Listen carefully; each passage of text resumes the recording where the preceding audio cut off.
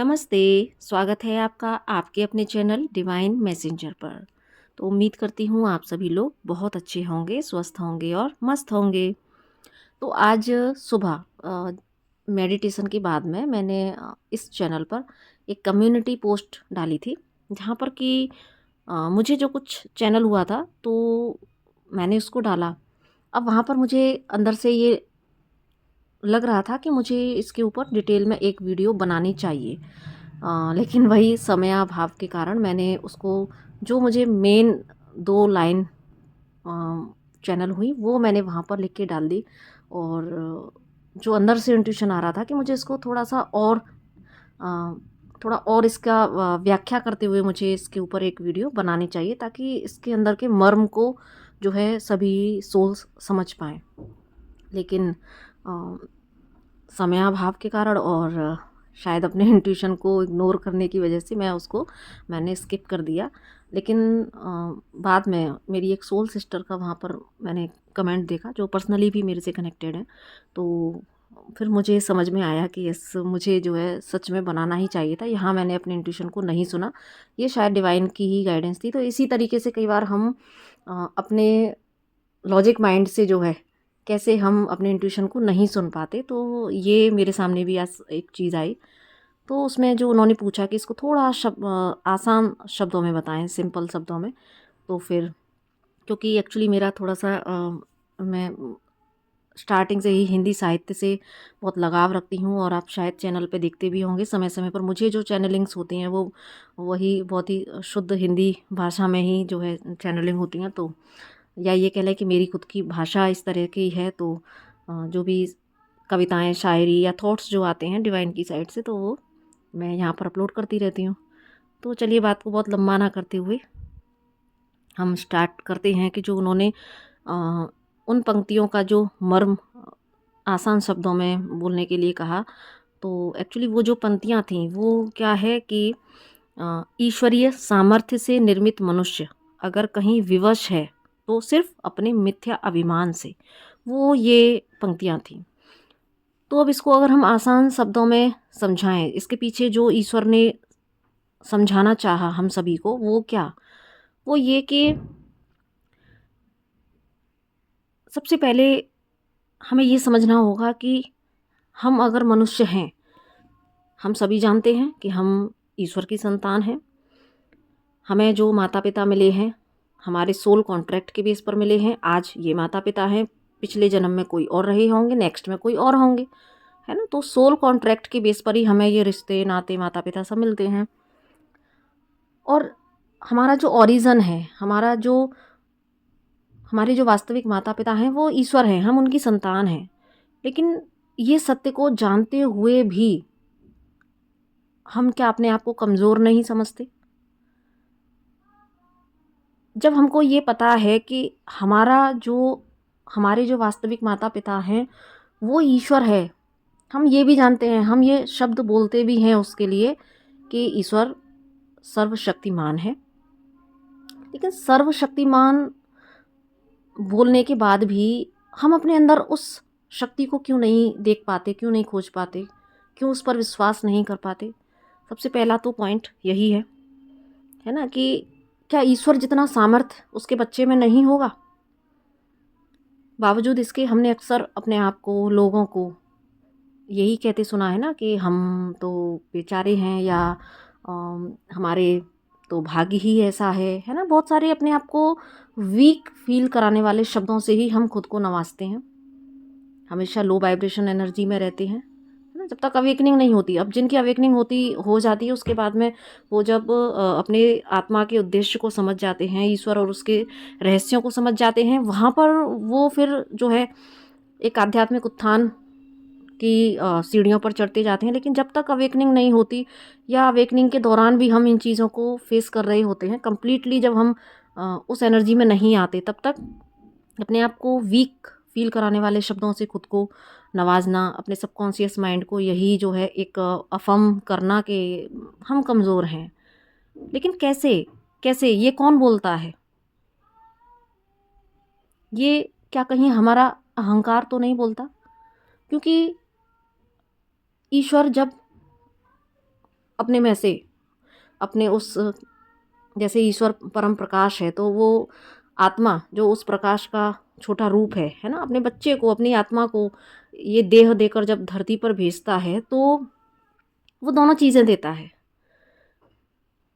वो धर्म के 10 लक्षण भी उसमें देता है जो कि ईश्वर का प्रतिरूप है। धर्म के 10 लक्षण जिसने जान लिए, जिनको आत्मसात कर लिया, वो ईश्वर का रूप हो गया। वो ईश्वर, क्योंकि वो ईश्वर ही है। लेकिन साथ में धर्म के 10 लक्षण के साथ में ईश्वर ने विकार भी दिए, है ना, क्योंकि इंसान को ईश्वर ने बनाया ही नेगेटिव और पॉजिटिविटी के साथ है, यिंग यांग एनर्जीज के साथ है। मैस्कुलाइन फेमिनाइन एनर्जी दोनों एक व्यक्ति में, चाहे मेल हो चाहे फीमेल हो, दोनों ही एक व्यक्ति में होती ही हैं। ये हम सभी जान चुके हैं आज। अच्छाई और बुराई दोनों का महत्व है ना, क्योंकि जब हम बात करते हैं कि विकार भी दिए उसने, तो विकारों के बिना भी ये जीवन नहीं चलता, है ना, जीवन चक्र। क्योंकि देखिए, जो काम, क्रोध, लोभ, मोह, अहंकार, ये जितने भी विकार हैं, है ना, जिनको हम विकार बोलते हैं, इनको भी देने का कुछ ना कुछ ईश्वर का यहाँ पर एक औचित्य था कि क्योंकि ईश्वर को पता है ये जीवन जो एक युद्ध भूमि है, कर्म भूमि है, यहाँ पर धर्म के 10 लक्षण के साथ साथ जब ये विकार भी हैं, तो उन विकारों, क्योंकि जो तीन जो प्रवृत्तियां हैं, है ना, रजस, तमस, सात्विक, ये तीनों गुण से मनुष्य को निर्मित किया गया ईश्वर के द्वारा। क्योंकि देखिए, जब जहाँ पर केवल और केवल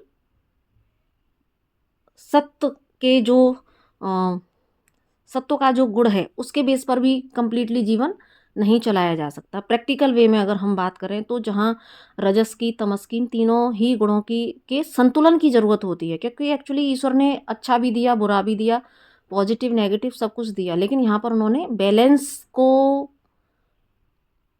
केंद्र में रखा कि बैलेंस करो, मैं तुझे ये भी दूंगा, मैं तुझे ये भी दूंगा, लेकिन बैलेंस तुम्हें करना है। कहाँ किस गुण की ज़रूरत है, उस गुण को तुम कैसे अपने जीवन में उतार कर, कैसे उस गुण का आप सही समय पर सही प्रयोग करते हो, इसके लिए उन्होंने ये सारी चीज़ें दी। क्योंकि जब जहाँ देखो, अगर हम विकारों की बात करें तो जब जहाँ हमें क्रोध की ज़रूरत है तो वहाँ क्रोध भी करना ज़रूरी होता है।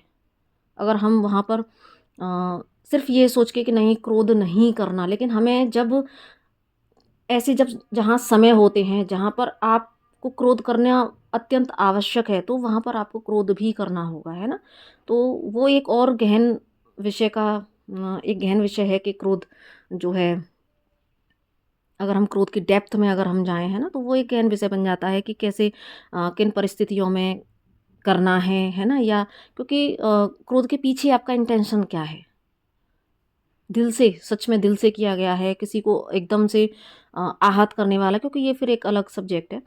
लेकिन हम यहाँ पर विकारों के महत्व की भी चर्चा कर रहे हैं कि जब अच्छाई के साथ साथ हमको इन विकारों की भी आवश्यकता पड़ती है। काम ना होता तो ये सृष्टि का निर्माण ना होता, है ना। तो इसी तरीके से हमें कब कहाँ काम, क्रोध, लोभ, मोह, अहंकार की कहाँ ज़रूरत है। लेकिन जब ये ही विकार ही केवल और केवल हमारे ऊपर हावी होने लगें, धर्म के 10 जो लक्षण हैं वो कहीं खोते जाएं, तो फिर तो आप जानते हैं कि इंसान का थोड़ा सा गर्त में गिरना स्वाभाविक है। और इन सब में मुझे जो सबसे ज़्यादा पावरफुल लगा, और आज जो मुझे क्योंकि देखिए सारे विकार अपने अपने अपने फॉर्म में स्ट्रॉन्ग हैं, लेकिन आज जो मुझे चैनल हुई जो पंक्तियाँ, उसमें मिथ्या अभिमान यानी कि झूठा अहंकार के बारे में मुझे बताया गया। तो और उसी के जो है, उसी को लेके जो सिस्टर ने पूछा मुझे, तो इतना तो मैंने यहाँ पर ये बेसिक जो मुझे आता जा रहा है वो मैं यहाँ पर रिकॉर्ड कर रही हूँ। बाकी जब हम उन पंक्तियों की बात करें, तो इतना जब हमने इसका पहले रेफरेंस को समझा, उसके बाद में जब हम इन पंक्तियों पर आते हैं, तो देखो यहाँ पर जो उन्होंने बोला कि आसान शब्दों में बोलो, तो अगर मैं आसान शब्दों में इसको बोलूँ तो ये है कि इंसान क्या करता है, क्योंकि हम यहाँ बात कर रहे हैं मिथ्या अभिमान की और ईश्वरीय सामर्थ्य से निर्मित मनुष्य, ये तो आपको समझ में आ गया होगा कि ईश्वरीय सामर्थ्य से निर्मित मनुष्य का मतलब है कि ईश्वर से पैदा हुआ बच्चा क्या ईश्वर नहीं है? अहम ब्रह्मास्मि की धारणा क्यों है? इसी बेस पर है ना? क्योंकि ईश्वर ने हर व्यक्ति को अपने जैसा ही बनाया है ना? माता पिता, हम यहाँ पर 3D में भी देखते हैं कि बच्चे के जो जेनेटिक्स, जो भी गुण होते हैं, रूप रंग आकृति आकार और उसके गुण बहुत, है ना? हम बोलते हैं कि ये पापा पर गया है या ये मम्मी पर गया है या ये दादी पर गया है, तो इस तरीके से जो हम बोलते हैं, तो उसी तरीके से हमारा एक इंसान का जो एक्चुअल डीएनए है, जो रियल डीएनए है, वो हमारे परमपिता परमेश्वर, वो ईश्वर से निर्मित है। जब ईश्वर से निर्मित हमारा ओरिजिनल डीएनए है तो वो इतना वीक कैसे हो सकता है ना? तो ये हमारी समझ में आ गया। अब हम बात करते हैं मिथ्या अभिमान यानी कि फॉल्स ईगो की। तो अगर मैं आसान शब्दों में बोलूँ तो इंसान अपनी ज़िंदगी के ज़्यादातर फैसले अपने इसी लॉजिकल माइंड, जिसको हम ईगो माइंड कहते हैं, उससे लेता है। क्योंकि ईगो माइंड उसी में अपनी विक्ट्री को देखता है ना? अपनी जीत को वो देखता है कि, और इसके चलते ही ज़िंदगी में अक्सर फिर क्या करता है इंसान, गलत फैसले लेता है और गलत फैसलों की वजह से ही अपनी ज़िंदगी की वो दिशा ही बदल लेता है। जब गलत फैसले लेता है तो कार्मिक पैटर्न बनते हैं, कार्मिक व्यक्ति कार्मिक परिस्थितियों का निर्माण कर लेता है। वो समझ ही नहीं पाता कि जिसे वो अपनी विजय समझ रहा है वो उसकी कमजोरी साबित हो रही है, उसकी आत्मा को कमजोर कर रही है, वो नहीं समझ पाता, है ना? क्योंकि बस उसका ईगो हारना नहीं चाहता। तो जहाँ जिस चीज़ को लेट गो करने की ज़रूरत होती है वहाँ पर भी उसको पकड़ के रखना, जहाँ पर अपने ईगो को साइड करके कुछ एक्शन लेने की ज़रूरत होती है वहाँ पर सिर्फ ईगो के चलते एक्शन ना ले पाना, है ना? तो इस तरह की कुछ चीज़ें जो कि सिर्फ ईगो माइंड से ही आ रही है, उसको सुनते हुए अपने आप को, वो उसका ईगो माइंड समझता है कि यस, यहाँ पर मेरी तो विजय हो रही है, मैं तो जीत गया, है ना? क्योंकि ये व्यक्ति या ये सिचुएशन का कंट्रोल मेरे हाथ में होना चाहिए, या ये व्यक्ति जो मेरे लिए गिड़गिड़ा रहा है, भाई वहाँ पर मैं कोई पहल नहीं कर सकता, है ना? क्योंकि यहाँ पर भाई मैं जो है मेरा ईगो झुक जाएगा। तो और भी बहुत सारे सिनेरियो हो सकते हैं, यहाँ पर जो मुझे याद आ रहा है वही मैं बोल रही हूँ। तो इसीलिए उसको लगता है कि मैं जहाँ जीत रहा हूँ, लेकिन सज्जनों वो वहाँ पर जीतता नहीं है, वो वहाँ पर हार रहा होता है। वहाँ पर उसकी आत्मा अपने मूल स्वभाव से, जो कि प्रेम से, मूल स्वभाव क्या है मैंने कल की वीडियो में ही बताया था, एक आत्मा का मूल स्वभाव है प्रेम, लेकिन वो उस प्रेम से दूर कहीं होता जाता है, कमज़ोर हो रही होती है उसकी आत्मा। और इसी कड़ी में कई बार व्यक्ति क्या करता है कि कई बहुत ही बहुमूल्य अवसरों को और व्यक्तियों को भी वो गवा देता है, या फिर ऐसी कार्मिक सिचुएशन जो मैंने अभी ऊपर बताई, कार्मिक लोगों को, ऐसी चीज़ों को अपने लाइफ में अट्रैक्ट कर लेता है कि वो कभी ख़त्म ना होने वाले दर्द और पछतावे के लूप में फंस जाता है। उसको पता ही नहीं चलता कि ईगो ने क्या कर दिया उसकी लाइफ में, और दर्द से कराते हुए भी अंत में उसका ईगो माइंड फिर क्या करता है, वो स्वयं को ही कमज़ोर, परिस्थितियों से हारा हुआ और बेचारा साबित कर देता है ना? क्योंकि कंट्रोल अपने हाथ में लेने की कोशिश की ईगो की वजह से, और जब ईगो की वजह से चीज़ें ख़राब हुई, पेन लाइफ में शामिल कर लिया, बेचैनी शामिल कर ली, गलत फैसले होंगे तो बेचैनी और पेन फेस करना ही होगा, है ना? अब वहाँ पर काल को, कर्म को, परिस्थितियों को दोष लगाना, जैसा कि तुलसीदास जी ने रामायण में लिखा है कि उन चीज़ों का दोष भी कई बार दूसरी समय को, कि अरे समय ही ऐसा था, वहाँ पर मेरा यही फर्ज था, या फिर क्योंकि आत्मा की आवाज़ सुनी ही नहीं, सुनी किसकी आवाज़, ईगो की आवाज़ सुनी।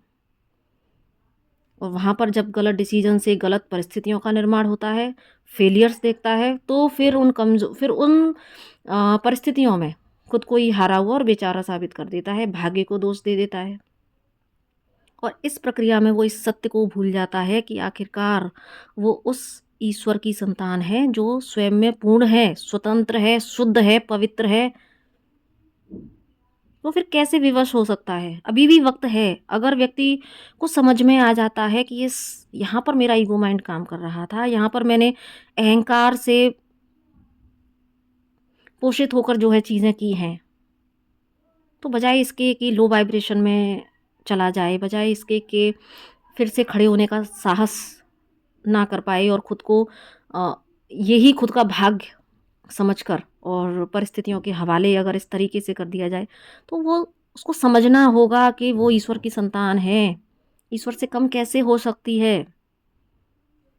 ईश्वरी गुण क्या ईश्वर की संतान में नहीं होंगे? जैसा मैंने स्टार्टिंग में कहा, बिल्कुल होंगे। बस लेकिन क्या होता है कि लौट फिर के बात ठहर जाती है अहंकारी दिमाग पर। अहंकारी दिमाग क्या करता है? झूठे अहंकार से प्रेरित दिमाग ये सत्य भी जो है स्वीकार कर देता है कि मैं ईश्वरीय सामर्थ्य से भरपूर हूँ, ईश्वर का बच्चा हूँ, तो ईश्वर के गुण ज़रूर ही मेरे भीतर भी होंगे, इस सत्य को मानता ही नहीं है। ठीक है? और यहाँ पर भी क्या करता है कि क्योंकि अभी भी उसके पास वक़्त होता है ना? जब भी हमको समझ में आती है तो अभी भी उसके पास वक़्त है कि अपनी गलतियों को सुधारा जाए। लेकिन वहाँ पर भी अफ़सोस की बात ये है कि यहाँ भी ईगो माइंड अपना खेल खेलता है, जानते हुए भी अपनी गलती स्वीकार नहीं करना चाहता। क्योंकि जहाँ पर एक्सेप्टेंस है, वहाँ से नया चैप्टर शुरू होता है। लेकिन जब जो व्यक्ति अपनी मिस्टेक्स को एक्सेप्टेंस की एनर्जी में ही नहीं आता, तो वहाँ पर उसके तरक्की के, ग्रोथ के रास्ते बंद हो जाते हैं। लेकिन यहाँ पर भी व्यक्ति अपने ईगो माइंड से ऑपरेट करता है ना? इस सत्य को स्वीकार करने की स्थिति में ही नहीं आ पाता।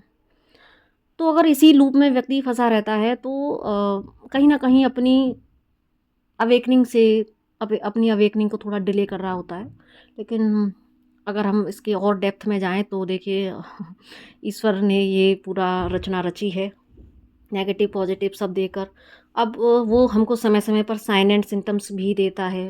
लेकिन बस जो अहंकार का इसीलिए देखो अवेकनिंग में ना जो है फ़ॉल्स ईगो के बारे में बहुत कहा गया है और इसको ईगो को जिसने समझ लिया, ईगो को सेटल करने के लिए ही जो है हमारी स्पिरिचुअल अवेकनिंग भी ट्रिगर होती है। चाहे हम ट्विन फ्लेम जर्नी की बात करें, हम स्पिरिचुअल जर्नी की बात करें, हम बेसिकली हम अवेकनिंग की बात करते हैं, है ना? जब अवेकनिंग की बात होती है तो यही हमारे झूठे दंभ, हमारा अहंकारी मन, हमारे बिलीफ सिस्टम ये सारी चीज़ें तोड़ने के लिए ईश्वर क्या-क्या नहीं करता है ना? कैसी-कैसी परिस्थितियों का निर्माण वो करता है। लेकिन बस जहाँ जो मैंने अभी कहा कि एक्सेप्टेंस में जब तक हम नहीं आते तब तक हम खुद ही जो है लूप क्रिएट करते हैं। लेकिन ईश्वर ठहरा अ, ईश्वर को पता है, वो सर्वशक्तिमान है, ईश्वर को पता है कि मुझे मेरे बच्चे को कैसे लेके आना है लाइन पर। तो ये है कि हम खुद ही जो है अपनी अवेकनिंग को थोड़ा डिले कर लेते हैं। अगर हम ईश्वर के देखो हम 3D बेस पर भी देखें तो जब एक बच्चा अपने माता-पिता के कहे अनुसार नहीं चलता, माता-पिता बार-बार समझाते हैं, बच्चे गलती करते हैं तो लेकिन अगर बच्चा माता-पिता की बात नहीं मानता तो लाइफ़ कैसी होती है आप जानते हैं, है ना? हेल हो जाती है। माता-पिता का आशीर्वाद नहीं मिलता, एंसेस्टर्स कर्स बनते हैं और लाइफ़ वैसी तो नहीं होती, है ना? जैसा कि अ, माता-पिता क्योंकि अच्छा निर्माण करना चाहते हैं। तो सेम प्रोसेस ईश्वर के लिए भी है और इनफैक्ट ईश्वर हमारे वास्तविक माता-पिता हैं। बहुत अच्छा सोचा होता है।